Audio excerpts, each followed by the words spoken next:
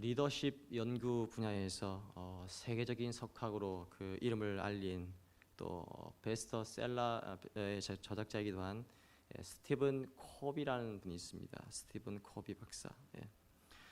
이분이 쓴 책 가운데 소중한 것을 먼저 하라가 있습니다. 소중한 것을 먼저 하라.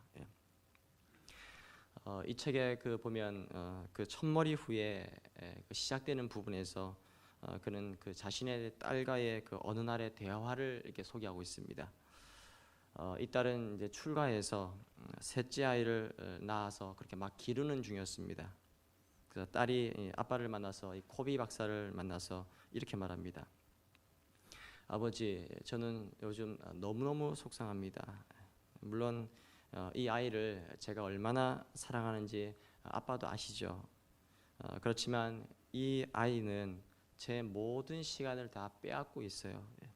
저는 요즘 이 아이 때문에 아무것도 할 수 없습니다. 다른 일은 하나도 할 수가 없어요. 이 얘기를 들은 아버지 코비 박사는 딸에게 이런 얘기를 했다고 합니다. 딸아, 그냥 마음을 편히 가져. 마음을 편히 가져. 편안한 마음으로 그 아이하고 즐겁게 지내. 아무도 너만큼 이 아이를 사랑하고 잘 보살필 수는 없을 거야. 지금으로서는 너한테 이 일만큼 소중한 게 달리 없지 않니? 그러면서 이 코비 박사는 어떤 그 경영 지도자답지 않게 딸에게 아주 흥미로운 그런 충고를 했습니다. 딸아, 시간 관리 같은 거 신경 쓰지 마라. 달력 잊어버려. 달력 다 잊어버려. 다만 내 인생에서 가장 소중한 이 아이를 기르는 걸 즐기도록 해라. 그리고 너의 그 내면의 나침판을 따르고 벽에 걸린 시계에는 얼매이지 말아라. 너의 내면의 나침판을 따르고 시계는 신경 쓰지 말아라. 코비 박사는 그날 이 딸에게 시간 관리보다 더 중요한 것이 있는데 그것은 인생의 방향이다라는 것을 알려주었습니다. 인생의 방향. 그 방향을 바로잡고 사는 것이 중요하다는 충고를 이 딸에게 하고 싶었던 것입니다. 사랑하는 성도 여러분, 우리가 모두 오늘 이 시대에서 정말 바쁘게 살아가고 있습니다. 그러나 우리를 그렇게 바쁘게 만드는 일이 또 반드시 중요한 일은 아닐 수가 있습니다. 때로 우리는 중요하지 않은 일 때문에, 중요하지 않은 바쁜 일 때문에 우리 인생의 그 에너지를 다 낭비해 버리면서 살아가는 일들이 우리가 얼마든지 있을 수가 있습니다. 우리 예수님께서는 오늘 본문 이 산상수훈의 한 부분을 통해서 가치 있는 인생이란 하나님 나라라는 그 궁극적인 이 가치에다가 삶의 우선순위를 그렇게 두고 살아가는 삶, 그것이 정말 소중한 인생이다. 아마 이렇게 자신을 따르는 제들에게 아마 말씀하고 싶지 않으셨나 그런 생각이 듭니다. 아마 오늘 본문에서 우리에게 잘 알려진 유명한 구절이 있다면 아마 그것이 마태복음 6장 33절이라고 생각됩니다. 6장 33절에 보면은 그런즉 너희는 먼저 그의 나라와 그의 의를 구하라. 그리하면 이 모든 것을 너에게 더하시리라 그랬습니다. 여기 보시면 너희는 먼저 그랬습니다. 먼저 할 일을 하라. 즉 예수님이 그 우선순위를 가르치십니다. 우선순위. 예수님을 따라온 제자들의 그 우선순위, 먼저 구할 것, 그것은 바로 하나님 나라. 그렇다면 어떻게 저와 성도 여러분이 우리의 삶이 그 하나님의 나라라는 그런 우선순위를 따르는 삶을 우리가 살아갈 수가 있을까요? 오늘 본문은 첫째로 우리가 그러기 위해서는 첫째로 염려하지 말라고 하십니다. 염려하지 말아라.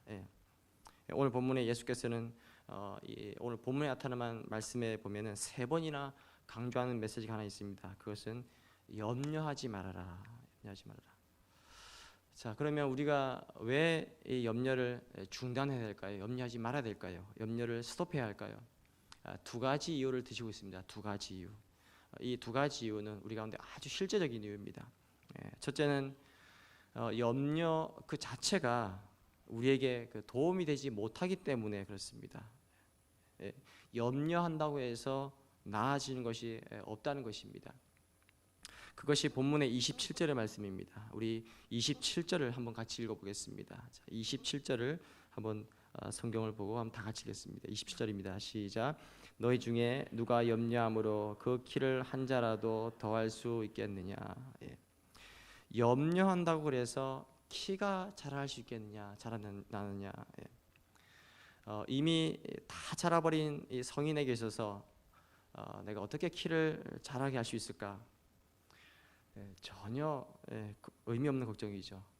해봐도 유익할 수 없는 염려 속에서 우리 인생의 에너지를 낭비해버린 일들이 얼마나 많을까요? 근데 여기 이 키라는 단어는 때로는 사는 시간 혹은 나이, 생명의 길이란 말로 그렇게 번역되기도 합니다. 그러니까 염려한다고 해서 인생의 그 길이가 길어지는 것도 아니다라는 것이죠. 본래 이 염려라는 단어의 본래 뜻은 마음을 나눈다, 뭐 그런 뜻이 있습니다. 마음을 나눈다. 여러분, 우리의 마음이 나누어지면 중요한 문제가 하나 발생합니다. 그것은 우리가 어떤 일에 집중할 수가 없다는 것입니다. 정말 중요한 일에 우리가 집중력이 떨어지고, 그렇게 되면 우리는 어떤 결과를, 어떤 기대하는 결과를 우리가 만들어낼 수가 없습니다. 그것이 염려의 가장 중요한 악이라고 할 수 있습니다. 마음이 나누어지면 보다 중요한 것, 내가 염려한 일에 그 시간이 뺏겨서 염려하는 일들 속에 마음이 나누어진 나머지 그보다 훨씬 더 중요한 소중한 가치를 지니는 어떤 일에 전혀 우리가 집중할 수가 없다는 그런 인생의 문제가 발생하는 것입니다. 그래서 성경은 염려하지 말라 이렇게 말씀합니다. 이것이 가장 실제적인 이유고요. 또 하나는 신앙적인 이유가 있습니다. 신앙적인 이유. 그것은 저와 성도 여러분이 우리가 그리스도인이라면 이런 정도의 염려를 우리가 극복할 수 있다는 사실입니다. 이런 종류의 염려는 우리가 극복할 수 있어야 하지 않느냐, 그렇게 말합니다. 자, 오늘 본문의 31절과 32절의 말씀을 한번 주목해 보십시오. 31절에 그러므로 염려하여 이르기를 무엇을 먹을까, 무엇을 마실까, 무엇을 입을까 하지 말라. 무엇을 먹을까, 무엇을 마실까, 무엇을 입을까를 염려하지 말라. 이것은 의식주의 문제죠. 의식주의 문제. 근데 이것은 그 누구에게도 관심의 대상이 아닐 수가 없습니다. 크리스찬도 예외는 아니죠. 의식주라는 것은 불신자와 마찬가지로 우리의 동일한 관심, 우리가 가져야 할 관심일 수밖에 없습니다. 그 관심을 갖는 것 자체가 잘못은 아니죠. 절대 잘못이라고 할 수 없습니다. 근데 문제는 그것들의 염려에 빠진 겁니다. 염려에 빠지는 것. 그러니까 불신자들이 그것 때문에 염려하고 걱정하는 것처럼. 그렇다면 예수님이 본문 말씀에서 이런 얘기를 하는 것입니다. 우리가 그리스도인이, 신자들이 불신자들과 똑같은 문제로 그렇게 염려를 한다면, 그러면 신앙의 의미가 어디에 있느냐는 것입니다. 하나님을 믿는 그 의미가 어디에 있느냐, 하나님을 왜 믿느냐 하는 것입니다. 불신자와 똑같은 일에도 염려하고 걱정하고 우리 그리스도인의 모습이 믿지 않는 사람들과 전혀 다를 것이 없다면 그리스도인 된 그 의미가 어디에 있을까요? 그러면서 그 다음 절에 이렇게 말씀하십니다. 32절에 이는 다 이방인들이 구하는 것이라 너희 하늘 아버지께서 이 모든 것이 너에게 있어야 할 줄을 아신다 그랬습니다. 이는 이것들, 무엇을 먹을까, 무엇을 입을까, 무엇을 마실까, 이것으로 염려하고 그렇게 삶을 사는 것, 이것은 다 이방인들의, 믿지 않는 사람의 삶의 모습이다. 이방인들이 구하는 것이다. 그런데 문제는 오늘 우리의 인생의 모습이 어떠냐 하는 것입니다. 우리의 모습이. 오늘 저희가 드리는 어떤 예배, 함께 드리는 예배, 그리고 예수 그리스도를 구세주와 주님으로 영접하고 정말 하나님은 나의 아버지십니다. 그분은 나의 주님이십니다.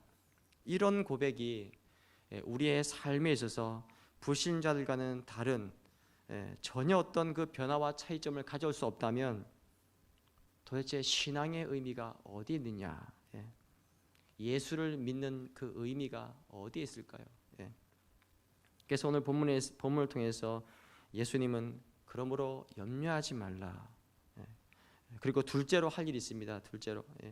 둘째는 하나님을 신뢰하십시오라는 것입니다. 하나님을 신뢰하라는 것입니다.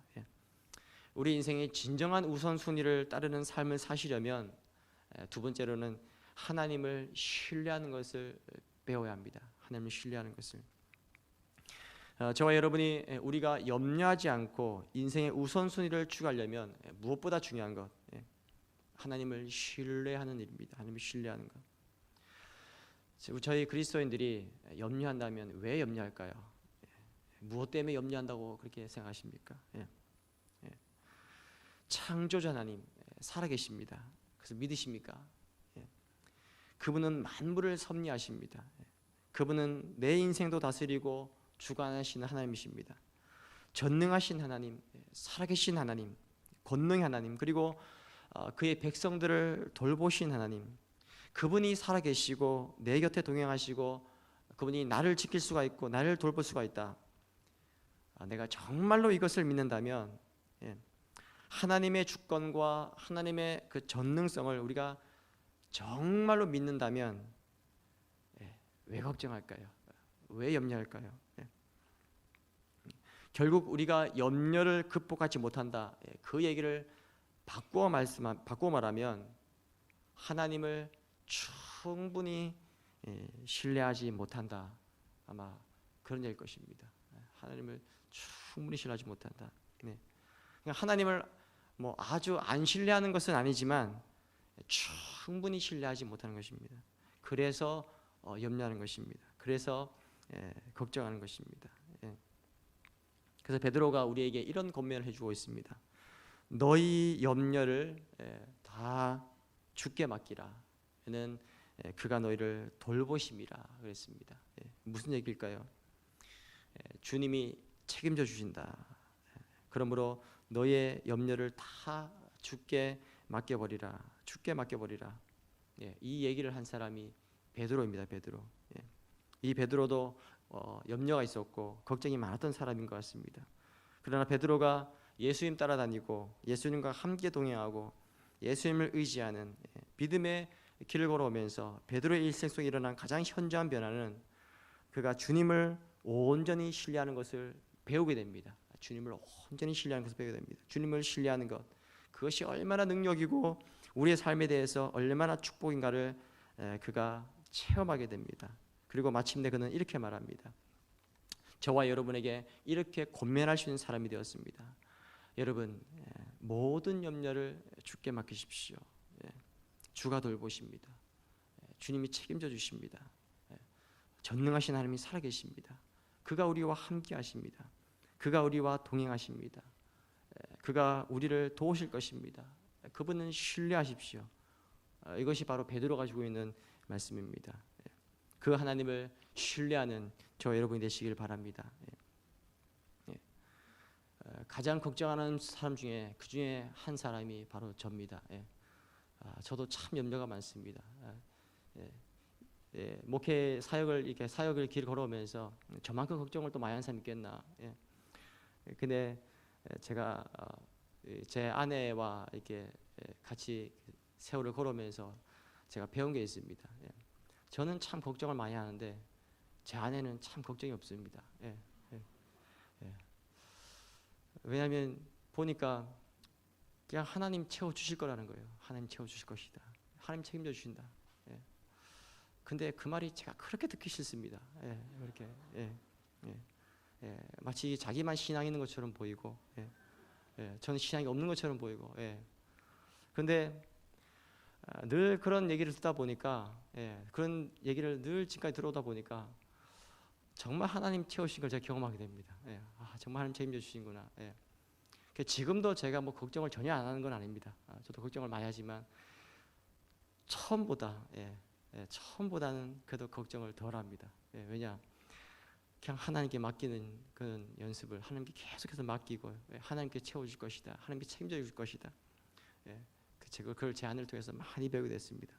지금도 여전히 제 아내가 저보다 기도를 많이 하고 제가 배우긴 하지만은 여전히 저에게도 제 것을 하나님께 맡길 수 있는, 하나님 신뢰할 수 있는 그 믿음에 의해서 늘 지금도 기도합니다. 오늘 성경 말씀에서 마지막 중요한 강조점이 있습니다. 그것은 이제 먼저 구할 것을 구하라는 것입니다. 먼저 구할 것을 구하라. 먼저 구할 것을 구하십시오. 그리스도인의 인생의 승리의 비밀, 첫 번째는요, 염려를 멈춰야 하고, 또 적극적으로는 하나님을 신뢰하셔야 됩니다. 하나님을 신뢰해야 됩니다. 그리고 더 나아가서 저와 성도 여러분이 해야 할 먼저 구할 것이 잘 아신 대로 33절의 말씀에 너희는 먼저 무엇을 구하느냐 하면 그의 나라와 그의 의를 구하라. 그의 나라와 의, 그의 나라와 그의 의를 구하십시오. 제가 이 말씀을 적용하는데 참 오래 걸렸습니다. 물론 이 말씀을 아는데 참 이 기도가 잘 안 됩니다. 하나님의 나라와 하나님을 구하면 다 채워줄 것이다. 알죠? 아는데 그게 잘 실천으로 잘 안 됩니다. 지금도 마찬가지입니다. 자, 여기에 하나님의 나라를 구하라. 이걸 다른 말로 바꾸면 쉽게 말하면 하나님의 통치를 구하라 합니다. 하나님의 통치를 구하라. 하나님의 통치, 하나님의 다스리심을 구하라. 자, 우리가 어떤 일로 염려하게 되면은 가장 두려운 것이 뭐냐면 그 염려 속에 그냥 빠져버립니다. 그러면서 쑥 빠져버립니다. 그래서 염려 속에 빠져버리면 그 염려가 우리 인생의 주인이 되어버립니다. 주인이. 그 염려가 내 의식과 내 생각을 지배하는 가장 중요한 것이 되어버립니다. 그러면 염려가 나를 주관하게 되면은 그 다음부터 가장 중요한 것, 하나님을 잊어버립니다. 하나님을 놓쳐버립니다. 더 이상 하나님을 생각하지 않게 됩니다. 그래서 우리 그리스도인에게서 가장 중요한 것은 사실은 하나님과 나 사이의 관계지 않습니까? 하나님과 나 사이의 관계. 내가 염려하는 어떤 일이 있어도 이 순간도 가장 중요한 것은 하나님과 나 사이의 관계입니다. 하나님과 나 사이의 관계. 하나님의 나라를 구한다는 말이 무슨 말일까요? 그것은 하나님이 나를 다스리시도록 나를 하나님께 드리는 것입니다. 지금 이 순간도 나를 하나님께 드리는 것입니다. 저희가 걱정할 수밖에 없는 상황, 우리가 도저히 염려할 수밖에 없는 오늘의 상황, 이 순간 속에서도 염려란 주께 맡기고 주의 다스리심을, 주의 통치를 저와 여러분이 그렇게 구하시길 바랍니다. 하나님, 참 제가 염려가 많습니다. 하나님, 저를 다스려 주십시오. 저를 다스려 주십시오. 하나님의 그 다스리심, 주께서 나를 다스리신다. 주께서 나를 인도하신다. 그렇다면 걱정은 우리에게 떠날 것입니다. 하나님이 나를 다스리시고 하나님이 나를 주관하신다면, 하나님 나를 인도하신다면 우리에게서는 걱정이 떠나고 우리 마음 가운데는 하나님의 평강으로 채워주신다고 그렇게 약속하십니다. 그래서 하나님이 나를 통치하시는 삶, 그래서 먼저 구할 것, 정말 주님의 통치를 구하는 것 삶입니다. 그리고 하나님의 의, 이걸 쉽게 말하면 하나님이 기뻐하시는 삶을 따라 사는 겁니다. 하나님께서 기뻐하신 것이 무엇인가, 그것을 사는 것입니다. 하나님이 기뻐하신 일을 하는 것, 거기에 내 삶의 가장 중요한 우선순위가 있을 수가 있어야 하는 것입니다. 그래서 오늘 나를 위해 나를 위협하고 있는 그런 온갖 염려와 걱정에도 불구하고 내 생애의 주인 되신 하나님, 그 하나님을 바라보고 하나님, 오늘은 내가 무엇을 할까요? 무엇을? 그래서 오늘 말씀의 마지막 구절 34절입니다. 34절 보시면 그러므로 내일 일을 위하여 염려하지 말라. 내일 일은 내일 염려할 것이요 한날의 괴로움은 그날로 족하니라.